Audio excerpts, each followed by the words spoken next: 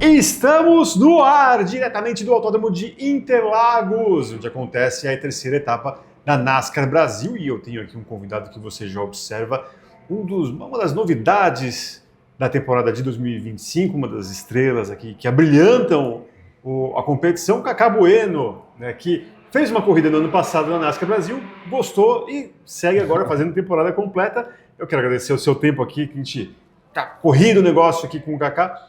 Eu quero primeiro saber as suas primeiras impressões. Você fez aquela corrida no ano passado, mas é uma pequena amostra. Agora, como piloto oficial, como piloto titular da categoria, o que você está achando, né, desse momento, né, que a categoria vive e também daquilo que você vive, né, aqui no paddock, no carro e afins? Bom, eu na verdade, venho acompanhando o projeto, não estava tão de perto, um pouquinho de longe, mas sou bem amigo do Thiago Marques, fui companheiro de equipe dele muitos anos, corri para a equipe do pai dele, tenho um bom relacionamento com ele, torço muito por ele e vim acompanhando o que ele vinha fazendo.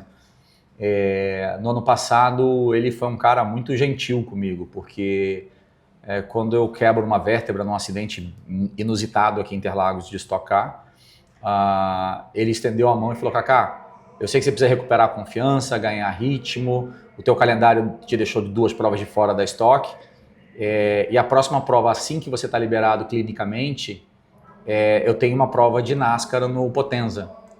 Quer vir correr? Eu falei: tá, Thiago, mas qual é o seu? Ele falou: nenhum, estou te convidando, quer vir correr? Eu ponho um carro para você na pista, para você voltar a acelerar, ganhar confiança, ver se a tua coluna dói. É um carro menos agressivo que o Stock Car, é uma pista que não tem muitas ondulações. Vem aqui, vê se sente confortável, porque aí na semana seguinte você tem Stock Car e aí você vai poder... Era 15 dias depois tem Stock Car, você vai poder ir mais tranquilo. E aproveita, você vem e conhece o trabalho que eu estou fazendo e quais são meus planos para o futuro. Falei: cara, amigo, convite feito, convite aceito. Foi a única categoria que me estendeu esse tapete e eu precisava fazer. Então eu fui até ali Juiz de Fora, pertinho de Juiz de Fora, até Minas, mas é pertinho da minha casa. Fui de carro, corri, foi agradável, fiz um pódio, levei um troféu para casa. E falei: cara, se aqui eu ainda vejo que precisa melhorar um pouco a qualidade dos carros, não a qualidade do evento. É uma equipe única, eu entendo, mas a gente precisava ter um pouquinho melhor. Ele falou: não, é exatamente o que eu penso, vai entrar as equipes profissionais, vai melhorar um pouco a entrega, vai customizar um pouco melhor para o setup para cada um para vocês, vai ter um pouco mais de liberdade, não vai mais ser setup único, e vocês podem acertar diretamente com a equipe. Esse é meu plano para o ano que vem. Eu falei: então conta comigo. E aí eu falei assim: mas eu gostaria muito de correr com o Marcel, correr na estrutura do Meinha. Eu ganhei um título de Endurance, eu ganhei 2 títulos de Stock Car, admiro o trabalho deles e são fantásticos. Bom, na Stock Car semana passada fizeram dobradinha no carro novo, assim, sempre foram muito rápidos. E falei: é essa equipe que eu quero, apesar de ter um bom relacionamento com todas as outras. Falei: é essa equipe que eu quero, e me acertei com ele rapidamente. E para mim, eu estou feliz porque assim, o evento é muito legal e para os meus patrocinadores foi muito importante. Eu sempre defendi a tese, se você olhar meus carros da Endurance, tinham mesmo patrocinadores da Stock Car, da Porsche Cup quando eu fiz também. Eu sempre defendi a tese de que a gente precisa entregar para o pessoal de casa histórias toda semana. Né, o famoso storytelling. A gente precisa contar a história, precisa criar também, marqueteiro adora a cauda longa, e a gente continuar contando. O futebol é apaixonante porque a gente fala dele quarta e domingo, quarta e domingo, quarta e domingo, quarta e domingo. Então eu precisava estar mais tempo dentro da casa das pessoas e gerando conteúdo de motorsport, assuntos de motorsport, não só de ganhar, de perder, de pódio, de quebra, de vitória, mas da gente indo para o autódromo, fazendo as ações de relacionamento, experiência, trazer o cliente, campanha de incentivo para os clientes, para os distribuidores, para os nossos patrocinadores, conteúdo de rede social. Então eu estava semana passada aqui em Interlagos de Stock, eu estou essa semana de NASCAR, semana que vem eu tenho Cascavel de Stock, e assim vai. Então, tendo os mesmos patrocinadores nos 2 carros, eu entrego o dobro de finais de semana do que eles pagam Stock. Eles não vão abandonar a Stock. A Stock Car é a principal categoria da América do Sul. É a principal categoria do Brasil, disparado. Então assim, putz, mas você tá vendo a NASCAR falando isso, o Thiago não vai ficar bravo? Não, ele sabe disso. Acho que todo mundo sabe disso, tem a consciência disso. Só que é benéfico para a Stock Car, para os meus patrocinadores na Stock Car, que eu também faço outra categoria. Como eu fazia Endurance, como eu fazia outras. Então nesse momento meu patrocinador fica feliz. Já mandaram aqui mensagem, recado, como é que tá aí, como é que não tá. eu vou receber mais de 40 convidados de clientes meus amanhã no box, camarote. Então, assim, eu consigo, outra palavra que o marqueteiro adora, ecossistema, eu consigo agitar o meu ecossistema de motorsport e muitos patrocinadores meus só estão na Stock Car porque eu consigo entregar mais de 20 finais de semana de competição e para eles vale a pena nesse sentido. Se eu não aumentasse a minha entrega, talvez o preço da Stock Car ficasse caro e ele preferisse não fazer. Então, quando eu aumento o meu bolo e a minha entrega, né, eu dobro o meu final de semana, mas eu só aumento 20% do meu custo, o patrocinador fala, agora ficou interessante a conta, agora eu quero. Então eu tive uma facilidade muito maior de arrumar patrocinadores para Stock Car porque eu estou fazendo a NASCAR. E a conta minha da NASCAR fechou também. Então, uma coisa alimentou a outra. É difícil de entender, às vezes os promotores dos eventos não entendem esse racional, mas o futebol é interessante porque tem a Sul-Americana, a Libertadores, o Estadual, a Copa do Brasil, o Brasileiro, o Mundial, toda semana falando. E você torce pro teu time na hora que ele está jogando numa televisão no Campeonato Brasileiro e na outra semana numa outra televisão na Sul-Americana. Hoje em dia nem se fala, né? E aqui acontece a mesma coisa, a gente passa na Rede TV e na ESPN e a Stock passa na Sport TV e Bandeirantes. Mas eu preciso estar falando através de mais canais de comunicação, mais assuntos. A gente esteve aqui pouco tempo atrás sentado nessa mesa e agora estamos porque estou de novo em Interlagos. Sim, sim. Então, isso é importante e tem uma certa dificuldade histórica. Não estou falando, até para citar nome mesmo, não estou falando do Lincoln hoje. O Carlos Coll também teve essa dificuldade, o Aurélio Batista também teve essa dificuldade. Os promotores tendem a se preocupar se vai mas eu vou perder meu patrocinador para outro evento. Não, a gente está alimentando o que eles adoram, o ecossistema, com mais patrocinadores, com mais possibilidades, com mais clientes. Se tem um banco patrocinando lá, tem um outro banco patrocinando aqui. Se tem uma petroleira patrocinando lá, tem uma outra aqui. E você consegue girar mais o automobilismo. Então é importantíssimo que grandes equipes e grandes pilotos não corram só 12 finais de semana. A Fórmula 1 hoje tem 24 finais de semana. A NASCAR são 32. Correr só 12 finais de semana em Stock Car não é bom para ninguém. Não é bom nem para o piloto, nem para a equipe. Quando a gente faz... Se eu pudesse fazer a Porsche Cup, Daniel, eu estou aqui, tá, Felipe? Se eu pudesse fazer a Porsche Cup mais 3 etapas e fazer as 12 com a 9 daqui, mais 3, 12 com 12, 24 na semana, tava lindo. É o meu trabalho, tava lindo fazer 24 etapas. E agora você enxerga, independentemente não melhor ou pior, mas você enxerga a diferença das categorias, né, do ambiente, né? Você falou aqui a semana retrasada com a Stock Car, essa semana aqui com a NASCAR Brasil, que tem um evento, né, junto com a Copa Truck, Copa HB20, né, você consegue enxergar diferenças de público, consumidor dessas duas categorias, ou até mesmo da Porsche? Acho que a Porsche também é um outro bicho, né? Também. São 3 públicos diferentes. Totalmente, né? A Stock é a mais famosa, onde todo mundo quer ver, está muito interessada nos pilotos, talvez até mais do que no carro, não estão muito preocupados se o carro está andando 2 segundos mais rápido ou 2 mais lento, eu falava muito isso. Gente, o público da Stock Car não está muito preocupado se a gente está andando 2 segundos mais lento ou 2 segundos mais rápido. É legal ter assunto, mais tecnologia, interatividade, um carro melhor e tal, mas não é muito essa preocupação. A galera vem na Stock Car, vê o duelo dos caras famosos correndo, vê quem vai ganhar, quem é um melhor que o outro, com carros iguais e juntos. É isso que eles querem ver. Se fosse a galera tivesse preocupada em ver carro, o maior público do Brasil seria na Endurance. Para ver Ferrari, Lamborghini, Porsche, Mercedes, BMW. Eu corri lá há alguns anos e o evento é maravilhoso, mas não chega nem perto do alcance, nem na transmissão e nem no público do que é Stock Car. Então, a galera do Brasil não está interessada em ver super carros, eles estão querendo ver corrida. Então a Stock Car é onde o cara vai no boxe e sabe qual é o boxe do Felipe Massa, do Rubens Barrichello, do Ricardo Zonta, do Nelsinho Piquet, do Cacá Bueno e tal, e vai por aí, vai torcendo para um, torcendo contra o outro, igual futebol, e vai tendo as suas preferências. Então aquele é um público que gosta de corrida, muito. O público daqui, ele é mais popular, ele vem mais pro evento. Ele vem pro evento e vem curtir o final de semana, traz o filho, é um pouco mais democrático, um pouco mais popular, gosta da graxa, gosta da mecânica, é um pouco mais interessado no carro, mas no carro na mecânica mesmo e tal. E eu acho um pouco mais popular e consegue ter mais gente na arquibancada, menos gente nos camarotes. É um pouco invertido as pessoas e funciona super bem. Então quase um festival de automobilismo, tem corridas o dia inteiro, várias categorias, tem de tudo. E a galera vem curtir o final de semana. E aí eu acho que um pouquinho da Porsche é mais o elitizado. O cara vem mais com a esposa, o cara é um ticket médio mais alto, mais glamouroso, vem ver os carros. Muitas vezes não sabe quem são os pilotos que estão andando na Porsche. Aí ao contrário, ele não conhece os pilotos, mas quer ver os carros, ele quer ver... É uma marca no imaginário do... Compra um bonezinho, compra o casaco. Cara, o Denner monta um evento maravilhoso. A estrutura do evento, da experiência do convidado no box é incrível. Né? Desde espaço kids, alimentação, a lojinha, os lounges, assim, ele sabe fazer o negócio com primor, mas é isso. Eu costumo arriscar que o cara talvez não saiba quem ganhou a corrida quando ele vai embora. Mas quem ganhou? Então, assim, é um público diferente, maravilhoso. Então, as empresas que querem fazer ali, né, umas ações de relacionamento e tal, é um baita parque. Então, são públicos e interesses diferentes. Então, acho que realmente a audiência e interesse pela corrida está maior na Stock Car. Você assume um novo papel, que a gente até discutiu isso no ano passado, né? O que você era na sua equipe, né? Com o Carlos Chiarelli. É uma coisa híbrida, né? Híbrida, né?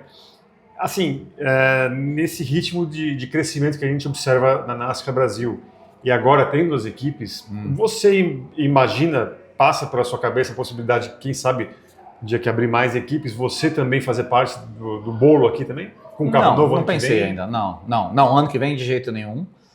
Não é meu intuito. Eu talvez daqui a um pouco tempo, quando parar, posso mudar um pouco minha cabeça. Eu venho pensando nisso, se vou trabalhar com jovens talentos ou não, se vou ajudar novos pilotos a surgirem ou não. Então, é algo que eu mantenho em aberto se eu vou fazer ou não. Ainda não decidi se eu vou fazer ou não. Eu acredito muito no futuro da Stock, por isso eu comprei 2 vagas e 2 carros. Se não acreditasse no crescimento da Stock Car, e por isso às vezes me incomodo em algumas coisas que eu acho processuais que deveriam ser melhores, porque eu quero que o negócio avance, evolua e seja bom para todo mundo. E eu acho que a NASCAR tem um espaço para se cumprir no Brasil que ela ainda não alcançou, de ser uma alternativa à Stock Car complementar ao calendário esportivo automobilismo brasileiro, em que os pilotos possam fazer 2 eventos, estar mais tempo. Então, eu acho que tem espaço para as duas, sem uma atrapalhar a outra. Então, eu, sem dúvida nenhuma, acredito aqui num crescimento ainda na NASCAR Brasil, que não vai atrapalhar. O que tinha disponível de vaga na Stock Car estava completo. O grid estava completo, tinha lá 31 vagas, tinha 31 carros. Aqui tem 24 vagas, tem 24 carros. Não está faltando nenhuma das duas. Então, assim, não está perdendo nada. Então, os camarotes estão todos lotados. Vende tudo que tem. Então, assim, não está uma ofendendo a outra. Então, tem espaço para o crescimento para as duas. Mas eu acredito lá como estrutura de equipe, porque lá há uma facilidade de vender patrocinadores, da minha agência também de marketing esportivo poder atuar na venda de patrocínios, na indicação, na contratação de pilotos. Então, eu estou mais ainda pensando em trabalhar com as empresas do que com os atletas. Qual é a sua necessidade como empresa? Qual é o seu perfil? Que público você quer alcançar? Quem que você quer falar? Opa, a tua categoria é essa e teu perfil de piloto é esse. Então, você tem que estar na Porsche Cup, você tem que estar na NASCAR, você tem que estar na Stock, você tem que estar na Truck, teu piloto tem que ter 20 anos, tem que ter 40, seu piloto é do Sul, é do Nordeste. Então, assim, tentar identificar um pouco mais e trabalhar com as empresas. É isso que eu tenho feito nos últimos anos. Então, eu acho ali o ambiente da Stock Car um pouco melhor para isso. Talvez aqui ajudar e colaborar no crescimento de jovens talentos, mas, cara, Rubinho acabou de ganhar a prova, tem 1 hora atrás. Tem 53 anos de idade, né? Eu tô com 48. Então vamos dar uma segurada que não é para agora ainda. Não é para agora. Para fechar o nosso papo... Ainda dá. Temos 10 minutinhos. Muita gente não sabe, né? Mas já que a gente está num evento NASCAR, você, há uns 20 anos, mais ou menos, você chegou a fazer testes... 21, olha só, quase acertei. Fazer testes na NASCAR americana. Conta essa história pra gente, como que surgiu e... Vamos lá. Quais foram as suas impressões? Eu falo bastante, tentar não demorar, mas a história lá não é tão simples assim. O próprio Tom Delamille, que está envolvido no processo agora, junto com o Fernando, Fernando Paiva, eles tinham esse projeto já de tentar trazer a marca NASCAR para o Brasil e, obviamente, um canal bom para isso era ter um piloto competindo lá. Então o plano não era ter uma categoria aqui, mas sim ter um piloto brasileiro competindo lá. E nessas andanças e nessas conversas, se eu não me engano, o Juliano Lossaco também chegou a fazer um teste, uma categoria regional, uma etapa regional, igual o Gabriel Casagrande fez agora também. Sim.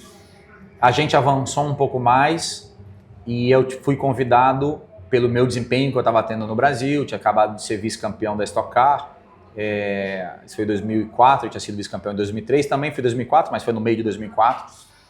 E eles me convidaram para final do ano de 2004, estava acabando meu campeonato aqui, eles me convidaram, a Richard Childress me convidou, uma grande equipe de NASCAR, das melhores, ainda é das melhores, e na época talvez fosse a grande equipe da NASCAR.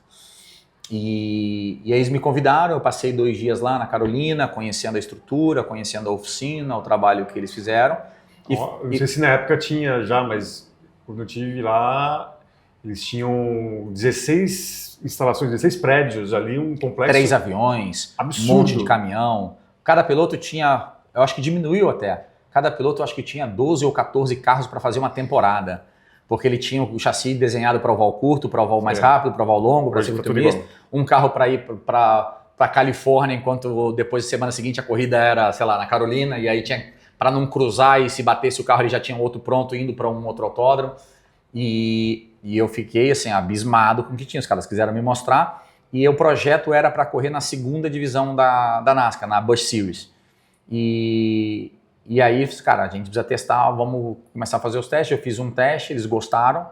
E aí oval? Um oval curto, 1/4 de milha, não era nem meia milha, curtinho. E aí depois eles marcaram um segundo teste, um segundo dia. E eu dei 500 voltas, saí com o pescoço assim, num dia. Ficou tonto? Tava eu, Clint Boyer e Ron Hornaday. Uau! Posso falar, tá registrado, eu fui o mais rápido dos 3. E o Clint Boyer acabou conseguindo a vaga. O Ron Hornaday já estava na equipe, foi vice-campeão ou aquele ano ou no ano seguinte pela equipe e subiu para a categoria principal. E resumindo da história, eu fui muito bem, agradei, assim como o Gabriel Casagrande foi agora e ganhou a corrida lá. Não sou só eu e nem o Gabriel, eu acho que eu tenho uma lista de 10 ou 15 brasileiros que chegariam lá e fariam um papel muito legal.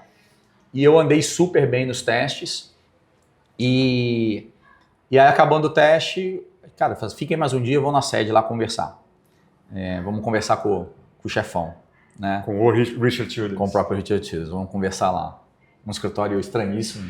Falo pra vocês, é verdade, cara. Me assustou, não é... Tem alguma coisa a ver com caça? Com caça, eu sabia. Com caça. E eu entrei no escritório dele e eu tava falando com o Mike. Mike era o genro dele, que era o responsável da divisão de acesso.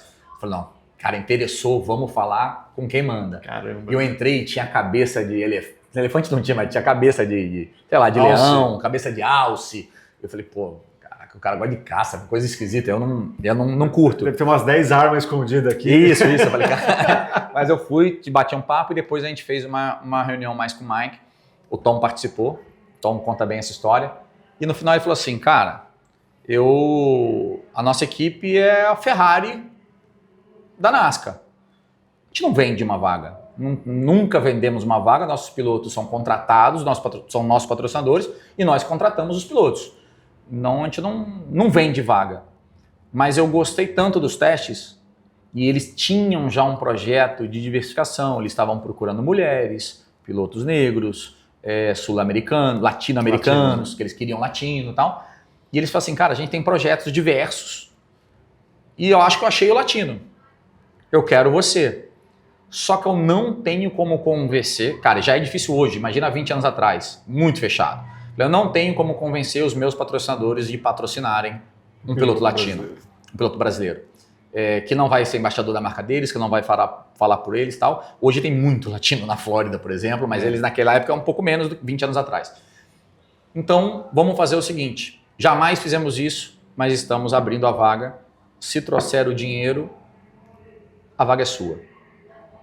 Aí eu arrumei um investidor, chama-se Alexandre Leitão, foi CEO do Orlando City muitos anos depois, hoje está na Arábia, foi até CEO do Atlético Paranaense, acho que ano passado ou retrasado, muito metido com futebol, mas gostou da ideia, fizemos um acordo financeiro de ele ficar com parte de toda a parte de marketing, até que tudo que ele tivesse investido tivesse voltado para ele, depois participava no marketing, nas premiações. A gente já dividia as premiações, o salário era meu, a gente dividia as premiações e o marketing era dele. Depois que ele ganhasse tudo, tinha um percentual em todas as linhas. E ele falou assim, eu vou bancar isso aí. E a gente fez um acordo, só que a NASCAR no meio do caminho começou a ter problema com alguns pilotos que eles chamavam de Open Wheels, que são os caras que vinham da Indy. Alguns pilotos que começaram a correr na NASCAR naquela época começaram a bater demais. E eu falei assim, pô, já estão arrumando o cara da Indy, tá me arrumando problema, os pilotos da NASCAR estão reclamando.